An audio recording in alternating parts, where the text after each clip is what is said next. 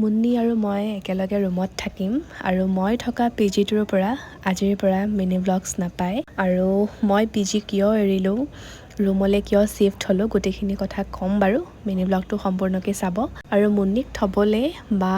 মামা মামী পাহি সকলো আহিলে তাৰপাছত আমি গ'লোঁ বাবুৰ ৰুমলৈ তাক লগ কৰিলোঁ আৰু গোটেইখিনি কাম গোটেইখিনি বস্তু মামাই কৰিছে বহুত হেল্প কৰিছে আহি পেলাই ফেন ফিটিং কৰিছে তাৰপাছত চিলিণ্ডাৰ লগাইছে গোটেইখিনি আৰু বস্তু একদম আনা নিয়া গোটেইখিনি মামাই কৰিছে